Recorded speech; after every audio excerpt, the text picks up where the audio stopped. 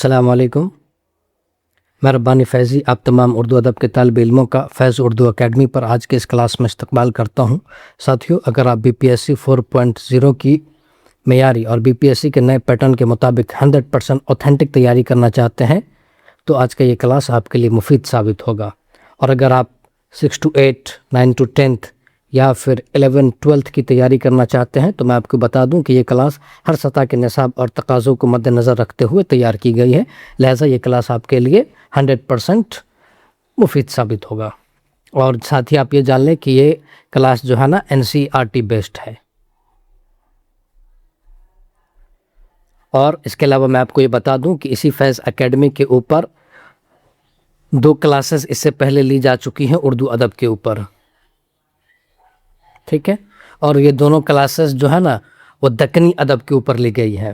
تو آپ اگر نئے ہیں اور آپ نے اگر اسے نہیں دیکھا ہے تو میں ریکمینڈ کروں گا کہ آپ جائیے اور جا کر کے ان 2 کلاسوں کو پہلے دیکھیے اور اس کے بعد اس کلاس کو دیکھیے گا. تو چلیے پھر میں آج کے اس کلاس کا آغاز کرتا ہوں. آج کے اس کلاس میں ہم شمالی ہند میں اردو شاعری کا دور اور ایہام گو شعراء کے بارے میں جانیں گے. یعنی کہ آج کے کلاس میں ہم یہ جانیں گے کہ شمالی ہند میں اردو شاعری کی ابتدا کیسے ہوئی، اور ساتھ ہی ہم یہ جانیں گے کہ ایہام گوئی کیا ہے، ایہام گوئی کی ابتدا کیسے ہوئی، اور کون کون سے ایہام گو شعراء ہیں. تو ان چیزوں کے بارے میں ہم بات کریں گے. تو چلیے پھر کلاس کا آغاز کرتے ہیں. اس سے پہلے میں کلاس کا آغاز کروں، بسم اللہ الرحمن الرحیم. جناب حق فرماتے ہیں وَأَنَّ لَيْسَ لِلْإِنسَانِ إِلَّا مَا سَعَىٰ، اور انسان کو وہی ملتا ہے جس کی وہ کوشش کرتا ہے. لہٰذا اگر آپ ایگزام کی تیاری کر رہے ہیں اور آپ واقعی میں ایمانداری کے ساتھ کوشش کر رہے ہیں تو انشاءاللہ خدا آپ کو جو ہے نا کامیابی ضرور عطا کرے گا آپ کے ایگزام میں. تو دیکھیے، اردو کا آغاز اور جو ارتقاء ہے یہ مختلف ادوار میں اور مختلف مقامات پر ہوا ہے. ایسا نہیں ہے کہ اردو ایک ہی جگہ پیدا ہو گئی اور ایک ہی مقام پہ پیدا ہو گیا اور سب کچھ ایک ہی جگہ ہو گیا. ایسا نہیں ہے. ٹھیک ہے، دہلی میں، پنجاب میں، سندھ میں اور دکن میں ہر جگہ اس کی اپنی تاریخی روایات ہیں. اور اردو کو الگ الگ وقتوں میں الگ الگ ناموں سے یعنی کہ مختلف ناموں کے ساتھ پکارا گیا ہے. یعنی جس طریقے سے وقت بدلے، ادوار بدلے، اسی طریقے سے اردو کے نام بھی تبدیل ہوتے گئے. جیسے کہ کبھی اردو کو ہندوی کہا گیا، کبھی ہندی کہا گیا، کبھی دکنی کہا گیا، کبھی ریختہ کہا گیا اور کبھی اردو معلیٰ کہا گیا. تو اس کا مطلب ہے کہ اردو کو الگ الگ سمے میں الگ الگ ناموں کے ساتھ موسوم کیا گیا ہے. جب یہ دکن میں گئی تو یہ دکنی کہلائی تھی. اس بات کو آپ ذہن نشی رکھیے گا. اب ہم یہاں بات کریں گے کہ شمالی ہند کی کیا اہمیت ہے پھر اردو کے سلسلے میں. تو بات یہ ہے کہ ہماری جو زبان اردو ہے اس کی تاریخ کا اہم واقعہ یہ ہے کہ شمالی ہند ہی اس کا نقطہ آغاز ہے.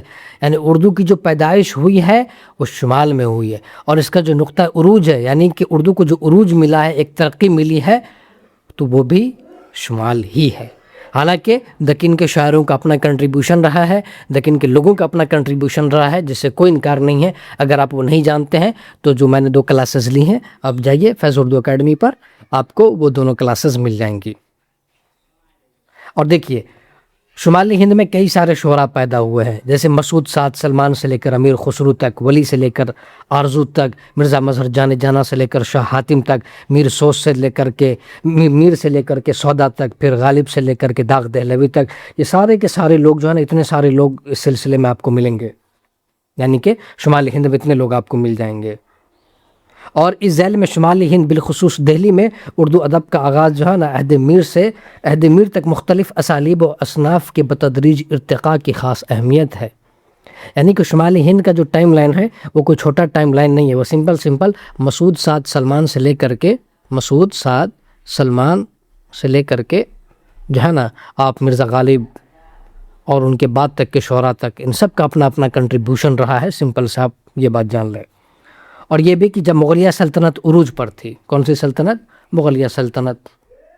جب یہ اپنے عروج پر تھی تو اس وقت فارسی کا بول بالا تھا اور فارسی کے بڑے بڑے شاعر دہلی کے اندر میں موجود تھے. پھر ایک دور آیا جب فارسی میں شعر کہنے والوں نے منہ کا مزہ بدلنے کے لیے بس اپنا جو ہے نا، کیونکہ وہ ایک پیٹرن کو بار بار فالو کر رہے تھے، لگاتار فارسی میں شعر کہہ رہے تھے، تو بس اپنا مزہ کو چینج کرنے کے لیے اردو میں شعر کہنا شروع کیا تھا. اور خان آرزو اور ان کے معاصرین ایسے ہی لوگ تھے. یہ خان آرزو کون ہے، ان کے بارے میں ہم آگے جانیں گے. ٹھیک ہے، پھر وقت بدلا اور رفتہ رفتہ اردو میں شعر گوئی کا آغاز ہو گیا. تو اس طریقے سے اردو میں شمالی ہند میں شعر گوئی کا آغاز ہوا تھا. امید ہے آپ کو اتنی بات سمجھ میں آ گئی ہوگی.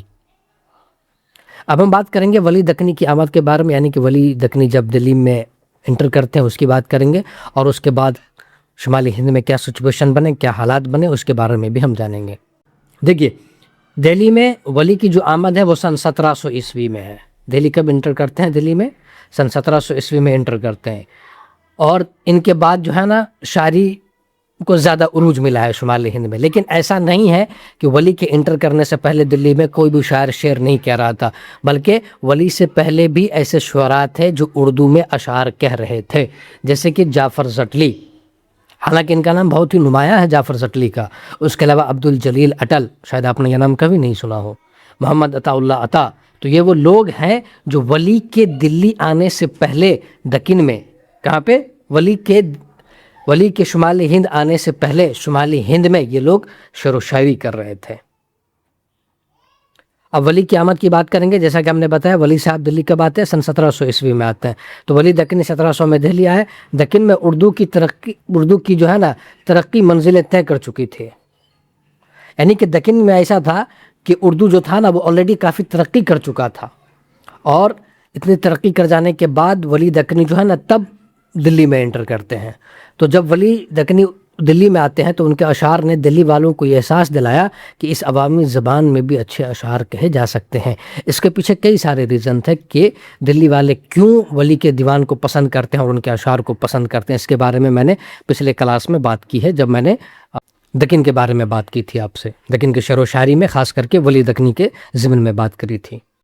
اب ہم بات کریں گے امیر خسرو کے بارے میں۔ ان کی پیدائش 1208 یا 9 ہے، یعنی کہ تھوڑا سا اختلاف ہے، اور ان کی وفات 1325 عیسوی ہے۔ ان کا اصل نام ابو الحسن ہے۔ امیر خسرو کا اصل نام کیا ہے؟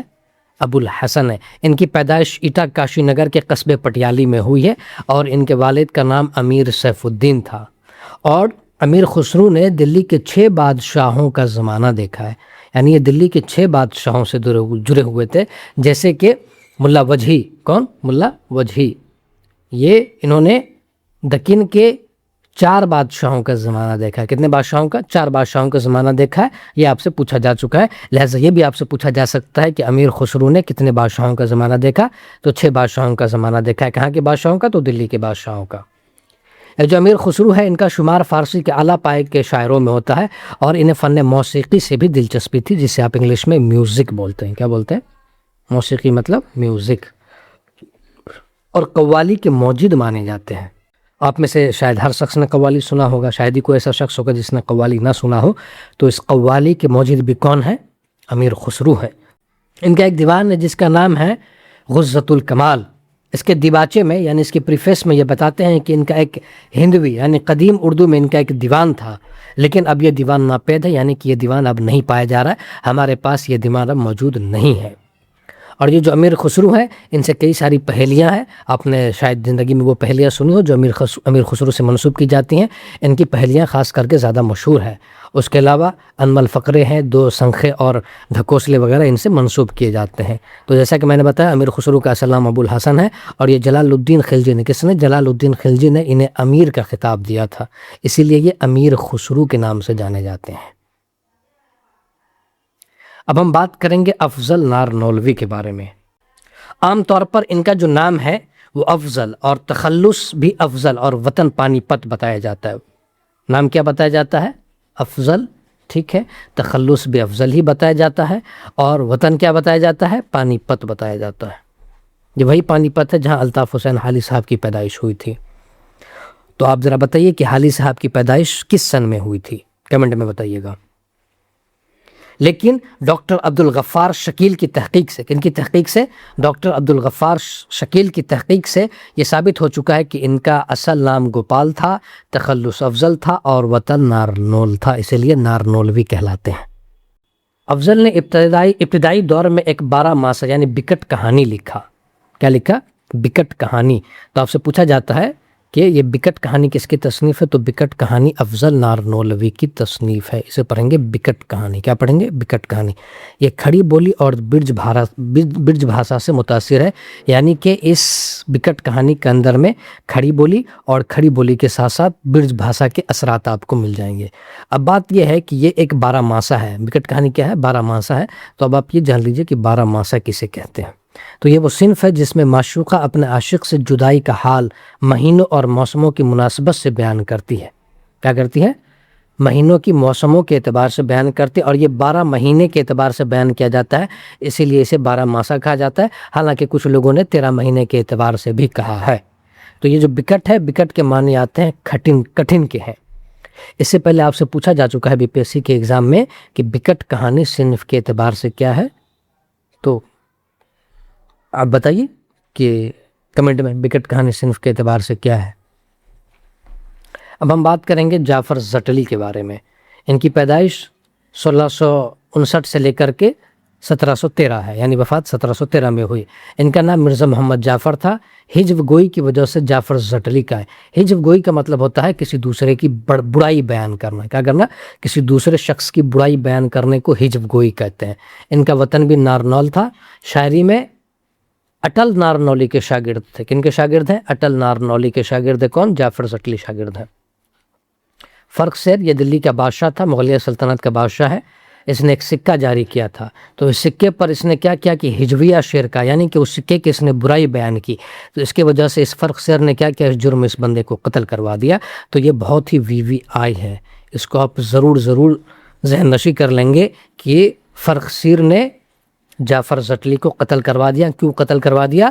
کیونکہ جعفر زٹلی نے ہجویہ شعر کہے تھے ان کے سکے کے نکلنے کے بعد، سکے جو اس نے ڈھالے تھے اس کے بعد۔ تیز مجاز اور حاضر جواب تھے جعفر زٹلی، ٹھیک ہے۔ ہجویات میں پھکڑ پن پر اتر آتے تھے۔ اب جو ان کی شاعری کا جو موضوع ہے اس کے بارے میں جان لیجئے۔ انہوں نے اپنی احتجاجی شاعری میں عام طور پر اخلاقی اقدار اور ان کے زوال کو موضوع بنایا ہے۔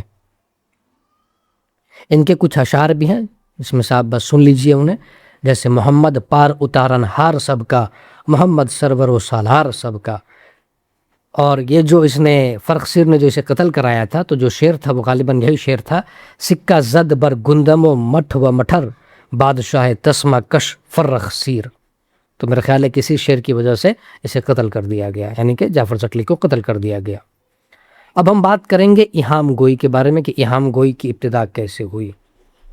تو دیکھیے، شمالی ہند میں اردو شاعری کا پہلا جو دور ہے وہ محمد شاہی عہد سے تعلق رکھتا ہے، جس کی پہچان ایہام گوئی ہے۔ اس دور کی تہذیبی زندگی پر پرتکلف اور تصنع کا رجحان غالب تھا۔ مجلس آرائی اور خارجی شان و شوکت اس عہد کی پہچان بن گئی تھی۔ ظاہری چمک دمک نے حقائق کو دھندلا کر دیا تھا۔ شاعری میں سادگی اور بے تکلف کی جگہ لفظی صناعی نے لے لی تھی۔ زمانی الفاظ کے استعمال نے حقیقی جذبے کو پیچھے ڈھکیل دیا تھا، جس کے نتیجے کے طور پر اس دور میں ایہام گوئی کو کافی جو ہے نا مقبولیت حاصل ہوئی، یعنی کہ یہ ریئل وجہ تھا ایہام گوئی کے پیچھے کہ ایہام گوئی کو کیوں رواج ملا۔ ٹھیک ہے، تو امید ہے آپ کو یہ بات سمجھ میں آ گئی ہوگی۔ اب ہم بات کریں گے صنعت ایہام کے اوپر۔ تو اس سے پہلے کہ ہم اپنی بات کو سٹارٹ کریں، پہلے آپ یہ جان لیجئے کہ صنعت ایہام کسے کہتے ہیں۔ تو پہلے آپ ایک شعر کو سن لیجئے۔ میں کش کو ہوس ایاغ کی ہے، پروانے کو لو چراغ کی ہے۔ تو اس شعر میں ایک لفظ استعمال ہوا ہے لو، ٹھیک ہے۔ اس کے ایک معنی ہے شعلہ اور دوسرے معنی ہے شوق اور آرزو، لیکن شاعر نے یہاں پر جو لو استعمال ہوا اسے شوق اور آرزو کے معنی میں استعمال کیا۔ کس معنی میں؟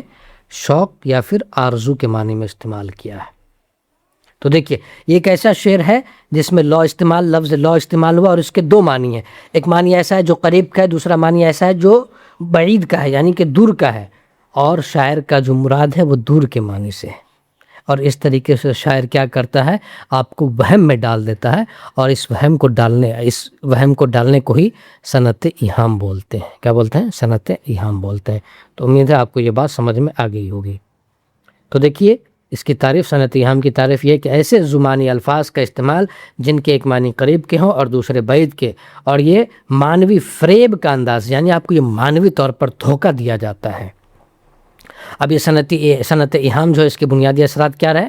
تو دکنی جو شعراء ہے جیسے ولی کے علاوہ سنسکرت شاعری، یعنی سنسکرت جو شاعری ہے وہ، اور برج بھاشا کے دو ہوں، اور فارسی شعراء جیسے کہ صائب اور بیدل کا پس منظر، یعنی کہ کئی سارے ایسے شاعر ہیں جیسے کہ صائب اور بیدل جو شاعر ہیں، ان کا پس منظر، یعنی کہ ان سے بھی انسپائرڈ ہو کر کے لوگوں نے صنعت ایہام کو اپنایا تھا۔ اور اس کو مقبولیت کس طریقے سے ملی؟ شعوری یا غیر شعوری طور پر اس دور کے شعراء متاثر ہوئے، جس کے نتیجے میں ایہام گوئی نے فن کی صورت اختیار کر لی. یعنی کہ ایسا ہوا کہ ایسا ماحول بن گیا جس ماحول کے بارے میں میں نے آپ کو بتایا، اس ماحول کی وجہ سے ہی لوگ اس صنعت کی طرف کھنچے چلے گئے اور اس کا استعمال کرنے لگے، چاہے وہ شعوری ہو چاہے وہ غیر شعوری ہو. اب ہم بات کریں گے ایہام گو شعراء کے بارے میں. تو ایہام گو جو شعراء ہیں ان کے نام ڈائریکٹلی آپ سے بی پی ایس سی کے ایگزام میں پوچھے جا چکے ہیں کہ بتائیے ان میں سے کون سا شاعر ہے جو ایہام گو ہے. تو ایہام گو شعراء میں آبرو آتے ہیں، آرزو آتے ہیں اور بھی کچھ شاعر آتے ہیں جن کے نام آگے آ رہے ہیں. تو فی الحال آپ دو نام یاد رکھیں. کون کون سے دو نام؟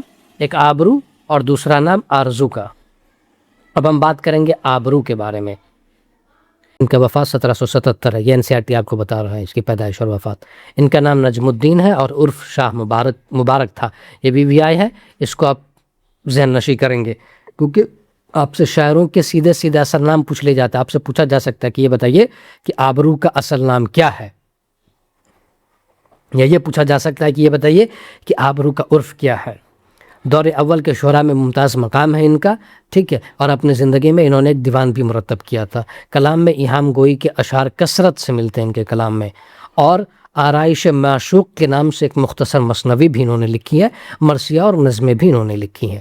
اب ہم بات کریں گے آرزو کے بارے میں. بہت ہی فیمس پرسنالٹی ہے. یہ وہی آرزو ہیں جو میر تقی میر کے سوتیلے ماموں ہیں. کن کے سوتیلے ماموں ہیں؟ میر تقی میر. یہ وہی میر تقی میر ہیں جنہیں خدائے سخن کہا جاتا ہے اردو زبان و ادب کا. تو خانِ آرزو ان کے کون تھے؟ سوتیلے ماموں تھے. خانِ آرزو کی پیدائش 1687 یا 88 میں ہوئی، وفات 1756 میں ہوئی ہے. ان کا نام سراج الدین علی خان تھا. بی پی ایس سی میں یہ سوال آپ سے پوچھا جا چکا ہے. غالباً B P S C TRE 2.0 میں آپ سے یہ سوال پوچھا گیا تھا کہ یہ بتائیے کہ آرزو کس شاعر کا پورا نام ہے. تو آرزو سراج الدین علی خان کا پورا نام ہے. فارسی کے مشہور شاعر تھے اور یہ کوئی معمولی شاعر نہیں تھے. ان کی فیمس جو ہے نا وہ ایران تک پہنچی ہوئی تھی. اسی سے آپ اندازہ لگا لیجئے کہ بندہ کس پائے کا جو ہے نا شاعر رہا ہوگا. دہلی میں پہلے دور کے سب سے اہم شاعر میں شمار ہوتا ہے، ٹھیک ہے. بہت اہم شاعر ہیں، عالم بھی ہے اور لغت نویس بھی، یعنی انہوں نے لغت بھی لکھا ہے. انہوں نے شعراء کی پہلی نسل کی تربیت کی ہے. یعنی کہ شمالی ہند کے جو پہلے دور کے شعراء ہیں ان کی انہوں نے اس نسل کی تربیت کی ہے، انہیں پڑھایا ہے، انہیں شعر و شاعری کا جو ہے نا انہوں نے درس دیا ہے. ان کی مشہور لغت میں سراج اللغہ ہے اور نوارد الالفاظ ہے. اب ہم ایہام گوئی کے دوسرے شعراء کے بارے میں بات کریں گے جیسے کہ مضمون اور شاکر ناجی. یہ بھی ایہام گوئی کے شاعر ہیں. مضمون ان کی پیدائش 1689 میں ہوئی ہے اور وفات 1734 یا پھر 35 میں ہوئی ہے. 1689 سے لے کر کے 1734 یا 35. اصل نام شرف الدین ہے. تو اگزام میں آپ سے اصل نام سیدھے پوچھے جاتے ہیں، لہٰذا اس کا آپ خیال رکھیے گا، اسے ذہن میں رکھیے گا کہ مضمون کا اصل نام شرف الدین ہے. اور خانِ آرزو کے شاگرد تھے. کن کے شاگرد تھے؟ خانِ آرزو کے. دانت گرنے کی وجہ سے آرزو نے اسے شاعر بے دانہ کہا ہے. یہ بھی BVI ہے، لہٰذا آپ اسے بھی ذہن نشی کر لیجئے گا. کم گو شاعر تھے، یعنی کہ شعر و شاعری بہت زیادہ نہیں کرتے تھے، کم ہی کرتے تھے. کلام میں ایہام گوئی کے باوجود شگفتگی پائی جاتی ہے اور بے ساختگی بھی پائی جاتی ہے. اب ایک دوسرے ایہام گو شاعر شاکر ناجی کے بارے میں بات کریں گے. ان کی پیدائش 1690 ہے، وفات 1747 ہے. اصل نام شاکر محمد شاکر ناجی ہے. دہلی میں پیدا ہوا ہے. سپاہ گیری ان کا جو ہے نا پیشہ تھا. کلام میں ثنائے بدائے کثرت سے ملتی ہے. ثنائے لفظ صنعت کی جمع ہے، بدائے لفظ بدیع کی جمع ہے. تو اس بات کو آپ ذہن نشی کر لیجئے گا. ایہام گوئی نمایاں ترین خصوصیت ہے ان کی شاعری کا، اور مربع کی حیثیت میں انہوں نے مرثیے بھی لکھے ہیں. اب ہم ایہام گوئی کے دوسرے شعراء کے بارے میں بات کریں گے، یعنی کہ فائز، انجام اور یکرنگ کے بارے میں بات کریں گے. فائز دہلوی ہیں. نواب صدر الدین خاں محمد خاں ان کا نام ہے. نواب صدر الدین محمد خاں ان کا نام ہے. ولی سے متاثر تھے. کلام میں ہندوستانی عناصر اور دہلی کا ذکر ہے، پر ایہام گوئی ان کے یہاں تھوڑی کم ملتی ہے، لیکن ملتی ضرور ہے. انجام ان کا نام امیر خاں ہے، لقب عمدۃ الملک ہے. بنیادی طور پر فارسی کے شاعر ہیں، لیکن ریختی اور پہلیاں بھی لکھی ہیں. روانی اور بے ساختگی ان کی شاعری کا کیا ہے؟ ایک وصف ہے. پھر ہم بات کریں گے یکرنگ کے بارے میں. اصل نام غلام مصطفیٰ خاں ہے. محمد شاہ کے منصبدار تھے، یعنی محمد شاہ جو بادشاہ ہے ان کے دربار میں منصبدار تھے. کلام میں ایہام گوئی ہے مگر شدت نہیں پائی جاتی ہے، فصاحت اور تازگی پائی جاتی ہے. اس میں دیکھیے، اس میں مین چیز یہ ہے کہ آپ کو یہ یاد رکھنا ہے کہ فائز دہلوی، انجام اور یکرنگ یہ تینوں کے تینوں جو ہے نا ایہام گو شاعر ہیں۔ اس کے علاوہ ہم نے ایہام گو شاعر میں مضمون کو پڑھا ہے اور شاکر ناجی کو پڑھا ہے، اس کے علاوہ ہم نے آبرو کو پڑھا ہے اور آرزو کو پڑھا ہے۔ تو یہ سارے نام آپ ذہن نشی ضرور کریں گے، کیونکہ اگزام میں سیدھے سیدھے پوچھ لیے جاتے ہیں۔ امید ہے جو کچھ بھی آپ کو بتایا گیا آپ کو سمجھ میں آ گیا ہوگا۔ اگر آپ کو سمجھ میں آ گیا ہے تو اب ہم جو ہے نا اس کے خلاصہ کو، یعنی جو کچھ بھی پڑھا اسے شارٹ میں آپ کے سامنے رکھ دیتے ہیں۔ سب سے پہلے ہم نے امیر خسرو کے بارے میں پڑھا۔ ان کا اصل نام ابو الحسن ہے، قوالی کے موجد مانے جاتے ہیں۔ ہندوی میں ان کا ایک دیوان بھی تھا لیکن اب وہ ناپید ہیں۔ پہلیہ اور انمول فقرے وغیرہ ان سے منسوب کیے جاتے ہیں۔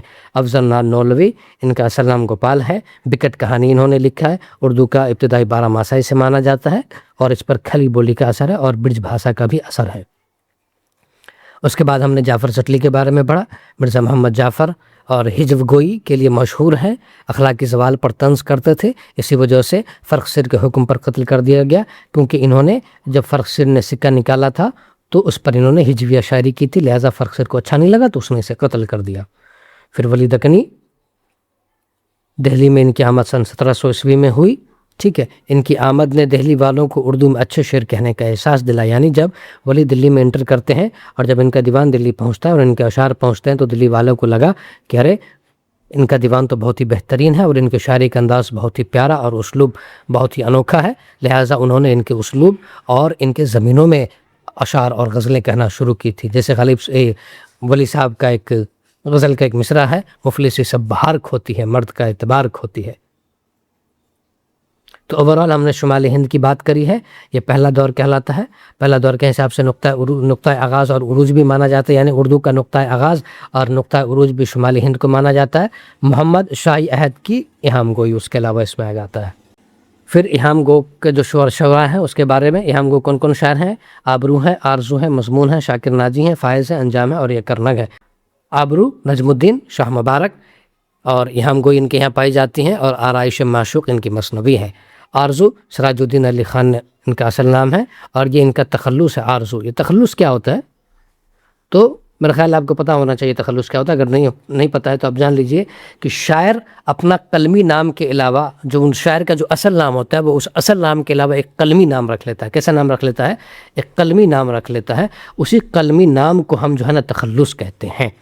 جیسے اصل نام ہے اسد اللہ خاں، کیا نام ہے؟ اسد اللہ خاں، لیکن تخلص ہے غالب۔ تو اپنے اصل نام کے علاوہ ایک دوسرا نام انہوں نے رکھ لیا تو یہی تخلص کہلاتا ہے۔ اور یہاں آپ ایک بات اور جان لیجئے کہ ایسا نہیں ہے کہ صرف جو ہے تخلص شاعر اپنے نام کے علاوہ دوسرے نام کو ہی رکھتا ہے، ایسا نہیں ہے۔ ایسے کئی سارے شاعر ہیں جنہوں نے اپنے نام کو ہی ایز اے تخلص استعمال کیا، جیسے کہ علامہ اقبال۔ کون؟ علامہ اقبال، انہوں نے اپنے نام اقبال کو ہی تخلص کے طور پر استعمال کیا ہے۔ اور اقبال صاحب بھی ایسے اکیلے شاعر نہیں ہیں، ان کے علاوہ جیسے کہ فیض احمد فیض، تو انہوں نے اپنے نام فیض کو ہی تخلص کے طور پر استعمال کیا ہے۔ اسی طریقے سے میر تقی میر، انہوں نے اپنے نام میر کو ہی تخلص کے طور پر استعمال کیا ہے۔ تو آپ اس بات کا بھی خیال رکھیے گا۔ حالانکہ تخلص کی ڈیفینیشن یہ ہے کہ ایک ایسا نام جو شاعر اپنے اصل نام کے علاوہ ایک دوسرا نام رکھ لے تو اس نام کو ہی ہم کیا بولتے ہیں؟ تخلص بولتے ہیں۔ تو آرزو ان کا تخلص ہے، اصل نام سراج الدین علی خاں ہے۔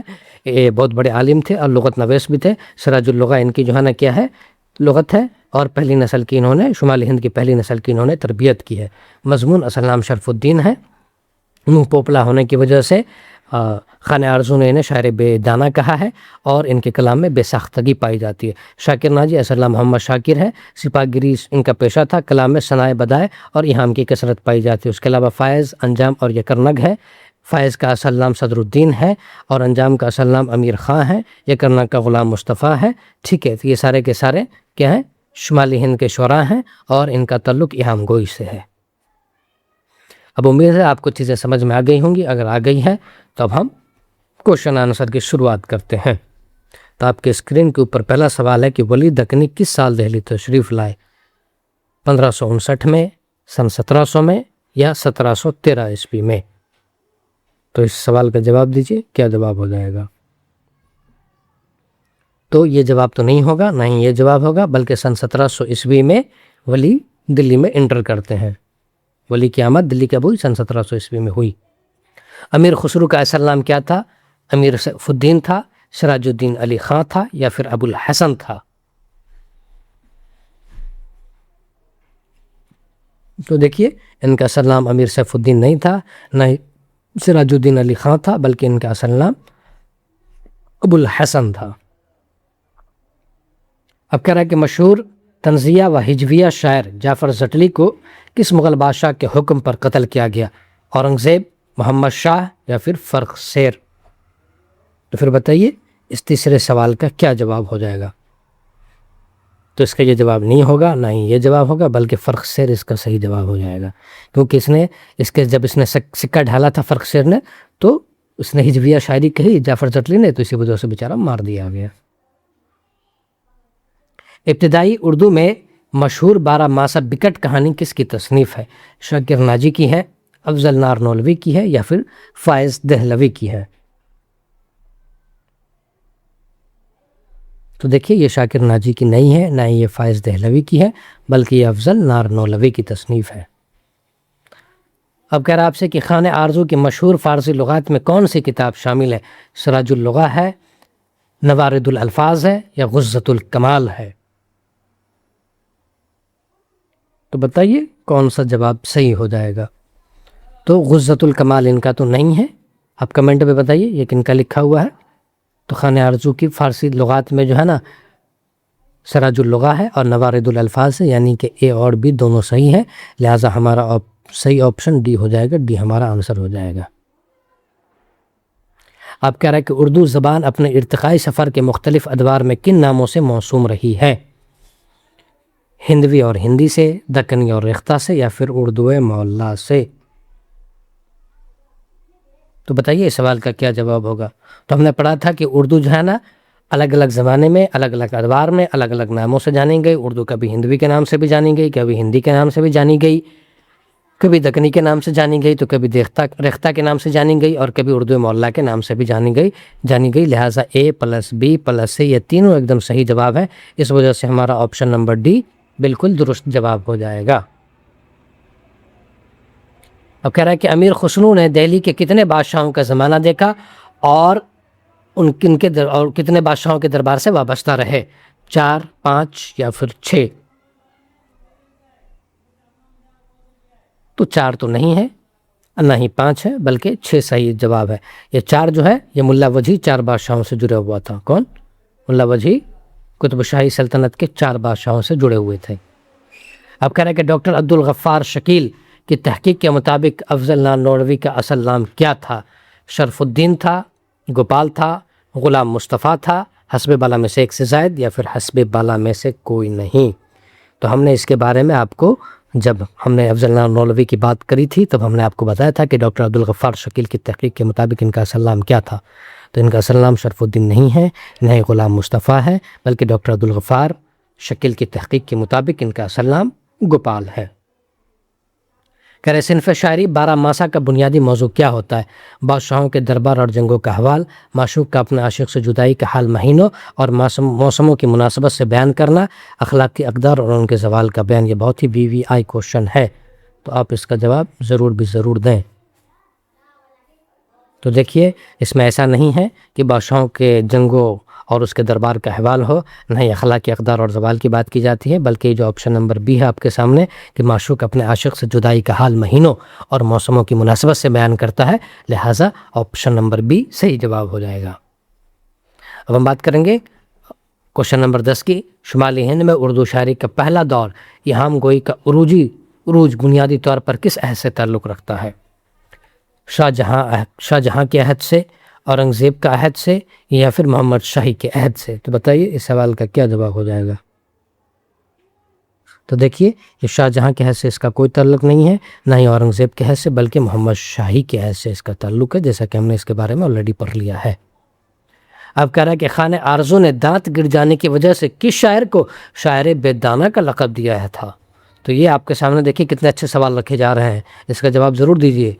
शरफुद्दीन मज़मून, नजमुद्दीन आबरू और मोहम्मद शाकिर नाजी?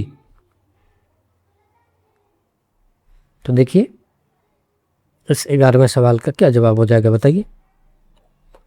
तो नजमुद्दीन आबरू नहीं होगा, ना ही मोहम्मद शाकिर नाजी होगा, बल्कि ऑप्शन नंबर अलिफ यानी कि ए शरफुद्दीन मज़मून इसका सही जवाब हो जाएगा। اب کہہ رہا ہے کہ درج ذیل میں سے کس شاعر کا پیشہ سپاہگری تھا اور ان کے کلام میں ثنائے بدائے کی کثرت پائی جاتی ہے؟ فائز دہلوی، امیر خاں انجام یا پھر شاکر ناجی؟ تو دیکھیے فائز دہلوی نہیں ہوگا، نہ ہی امیر خاں جان ہوگا، بلکہ شاکر ناجی اس سوال کا صحیح جواب ہو جائے گا۔ اب کہہ رہا ہے کہ فائز دہلوی جن کا اصل نام نواب صدر الدین محمد خاں ہے کہ مطبوعہ دیوان میں کل کتنی غزلیں شامل ہیں؟ 32 ہیں، 42 ہیں یا پھر 52 ہیں؟ تو بتائیے پھر اس سوال کا کیا جواب ہو جائے گا؟ تو بے غلط ہے، جیم بھی غلط ہے، لہٰذا آپشن نمبر اے اس کا درست جواب ہے۔ اب کہہ رہا ہے کہ آرائش معشوق نامی مختصر مثنوی کس مشہور شاعر کی تخلیق ہے؟ ہم نے پڑھا ہے اس کے بارے میں، شرف الدین مضمون، شاہ مبارک آبرو یا غلام مصطفیٰ خاں یک رنگ؟ تو شرف الدین مضمون نہیں ہوگا، غلام مصطفیٰ خاں یک رنگ بھی نہیں ہوگا، شاہ مبارک آبرو اس سوال کا صحیح جواب ہو جائے گا۔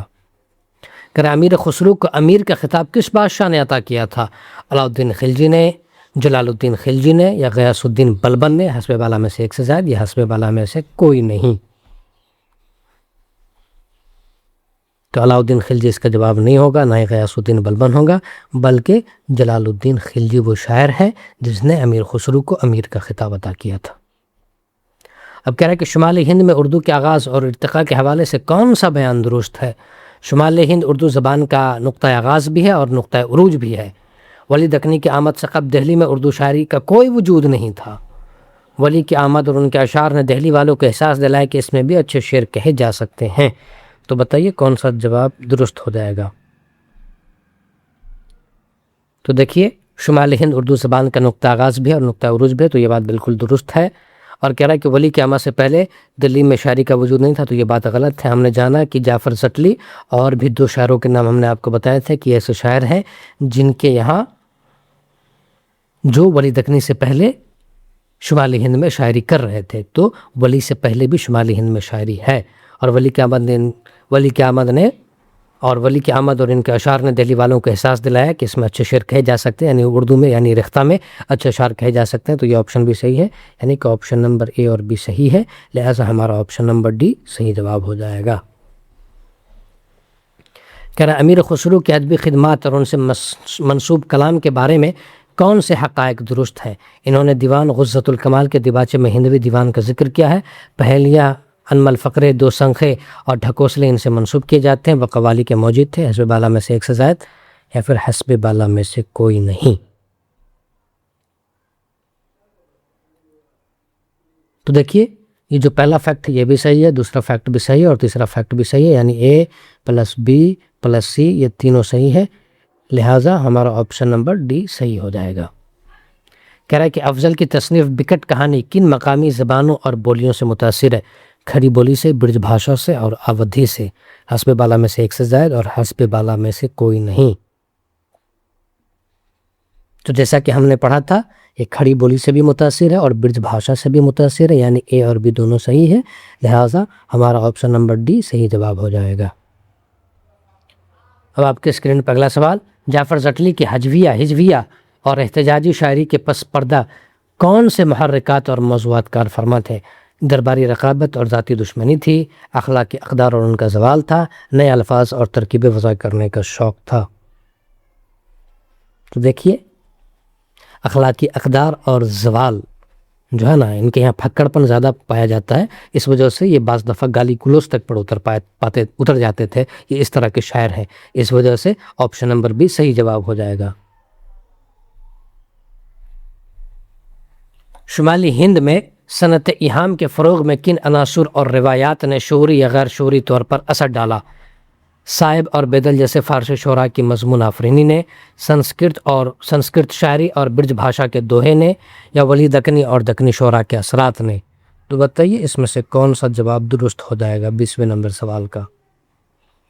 تو ہم نے آپ کو شروع میں ہی بتایا تھا کہ یہ بات بھی بالکل درست ہے کہ جو فارسی کے جو شاعر ہیں صائب اور بیدل، تو ان شعراء سے بھی لوگوں نے صنعت ایہام کو اخذ کیا ہے، اور سنسکرت شاعری اور برج بھاشا کے جو دوہے تھے تو اس میں بھی صنعت ایہام پائی جاتی تھی، تو اس سے بھی لوگوں نے صنعت ایہام کو اڈاپٹ کیا تھا، اور ولی دکنی کے شاعری میں اور دکنی شعراء کے اندر بھی جو ہے نا وہ صنعت ایہام پایا جاتا تھا، تو لوگوں نے اس سے بھی صنعت ایہام سیکھا، یعنی اس تینوں سے لوگوں نے صنعت ایہام سیکھا.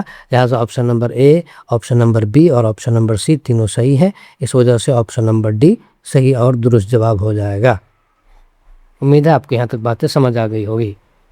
اب کہہ رہا ہے کہ خانِ آرزو کے متعلق درج ذیل میں سے کون سا بیان غلط ہے؟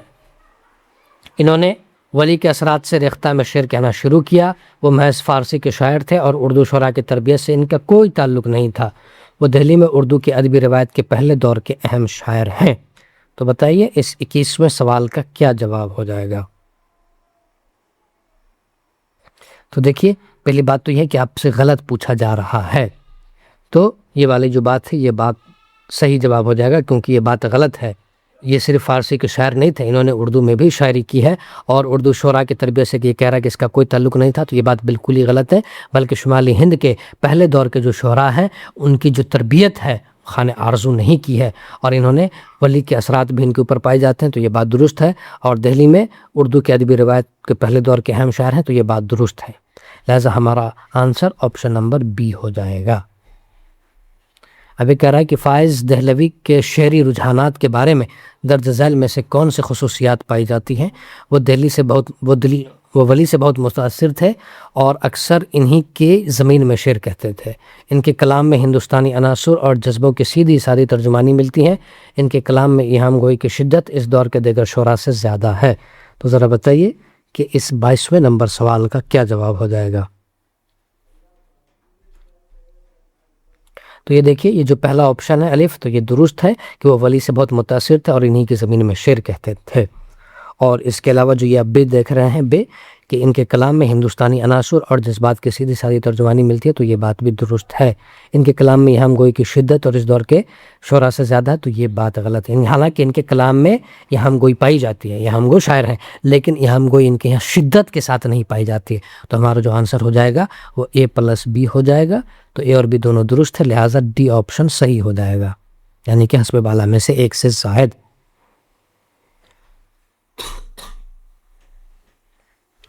عمدۃ الملک امیر خاں انجام کی تصانیف اور اردو شاعری میں کیا شامل ہے؟ ریختی شامل ہے، پہیلیاں شامل ہے، یا پھر مکر کہانیاں شامل ہے؟ تو بتائیے اس سوال کا کیا جواب ہوگا؟ تو الف بھی ہے، بے بھی ہے اور جیم بھی ہے، یعنی ریختی بھی ہے، پہیلیاں بھی ہیں اور مکر کہانیاں بھی. یعنی عمدۃ الملک یعنی کہ امیر خاں انجام کے ہاں یہ تینوں چیزیں پائی جاتی ہیں، لہٰذا آپشن نمبر ڈی صحیح جواب ہو جائے گا. اب کہہ رہا ہے کہ دہلی میں اردو شاعری کا شعور بیدار ہونے سے قبل کون سے شعراء اردو میں شعر کہہ رہے تھے؟ جعفر زٹلی کہہ رہے تھے، عبدالجلیل اٹل کہہ رہے تھے، اور محمد عطا اللہ عطا کہہ رہے تھے. یہ سیکنڈ لاسٹ کوشچن ہے. تو بتائیے کہ اس سوال کا کیا جواب ہو جائے گا؟ تو دیکھیے دہلی میں ولی کے آنے سے پہلے جعفر زٹلی بھی شعر کہہ رہے تھے، ٹھیک ہے. جعفر زٹلی کے علاوہ عبدالجلیل اٹل کہہ رہے تھے، اور عبدالجلیل اٹل کے علاوہ محمد عطا اللہ عطا بھی کہہ رہے تھے. اوکے، تو یہ تینوں ایسے شاعر ہیں، یہ تینوں ایسے شاعر ہیں جو ولی کے آنے سے پہلے دہلی میں شعر و شاعری کر رہے تھے. لہٰذا حسب والا میں سے ایک سے زائد ہمارا آنسر ہو جائے گا. یہ آپ کا لاسٹ کوشچن ہے، دس از یور لاسٹ کوشچن، کہ مربع کی حیات میں مرثیہ لکھنا اور کلام میں ثنائے بدائع کی کثرت کس شاعر کی انفرادی پہچان ہے؟ شاکر ناجی کی، شاہ مبارک آبرو کی، غلام مصطفیٰ خاں یکرنگ کی؟